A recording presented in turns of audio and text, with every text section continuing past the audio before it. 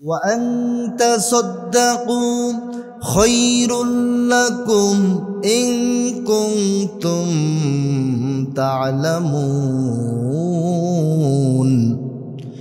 আল্লাহ রব্বুল আলামিন বলেন, যে ব্যক্তি দান করবে আল্লাহ রব্বুল আলামিন ওই ব্যক্তিকে সবচাইতে বেশি পছন্দ করবে। তার মানে বোঝা যায় যে ব্যক্তি দান করবে আল্লাহ সুবহানাহু ওয়া তাআলা ওই ব্যক্তিকে আল্লাহ বেশি পছন্দ করবে। এখন দেখেন অনেক অসংখ্য মানুষকে দেখা যায় কোটি কোটি টাকা কামাই করে, কোটি টাকা ইনকাম করে, কিন্তু মাস শেষে দেখা যায় টাকা থাকে না, ঠিক কি না? অসংখ্য মানুষ আছে কোটি টাকা ইনকাম করে কিন্তু টাকা থাকে না। আবার অল্প স্বল্প টাকার চাকরি করে, কিন্তু আল্লাহ রব্বুল আলামিন এই টাকার মধ্যে আল্লাহ রব্বুল আলামিন বরকত দান করেন, ঠিক কি না? পাওয়া যায়। কারণ কি? অল্প টাকার চাকরি করলেও সে আল্লাহকে রাজি খুশি করার জন্য আল্লাহর শুকরিয়া আদায় করে। এজন্য আল্লাহ রব্বুল আলামিন এই স্বল্প বেতনের মধ্যে আল্লাহ রব্বুল আলামিন রহমত নাজিল করেন। সুবহানাল্লাহ।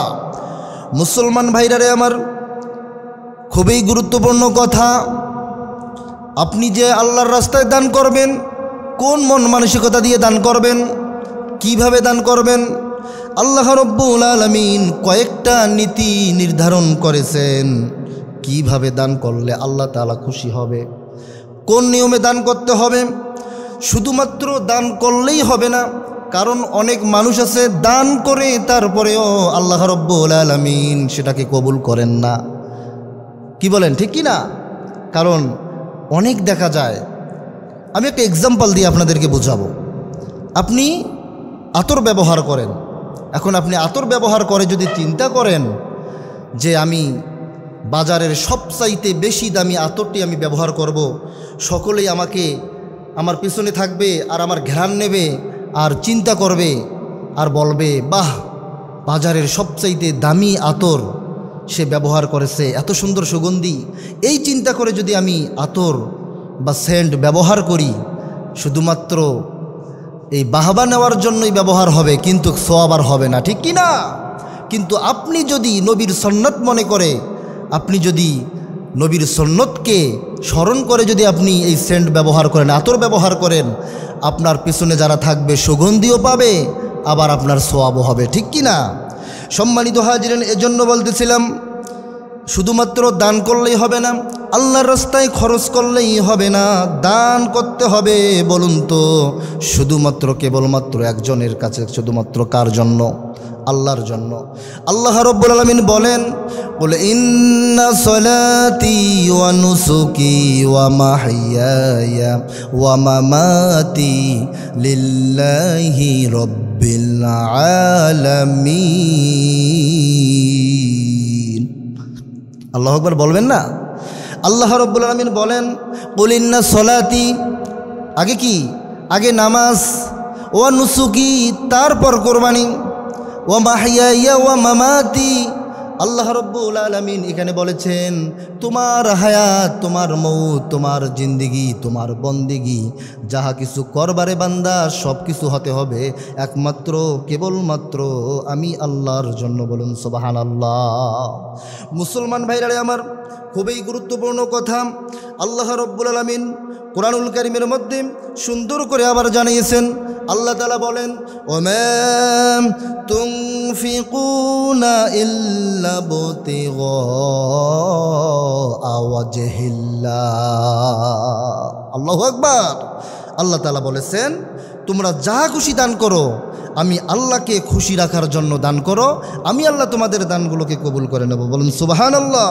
সম্মানিত হাজরিন, এজন্য আমাদের যাহা কিছু হবে সমস্ত কিছু হবে একমাত্র আল্লাহর জন্য। কার জন্য?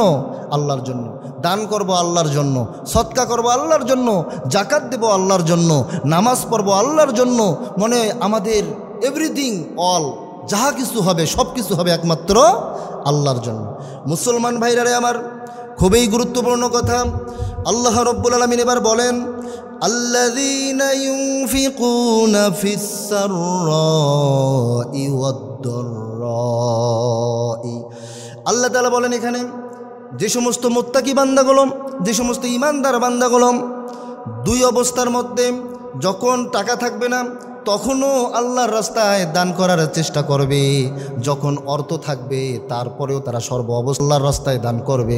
এই জন্য বোঝা যায় আল্লাহ তাআলা এখানে বলেছেন যে যখন বান্দা সচল থাকবে তখনও আল্লাহর রাস্তায় দান করবে, যখন অচল থাকবে তখনও আল্লাহর রাস্তায় দান করার চেষ্টা করবে।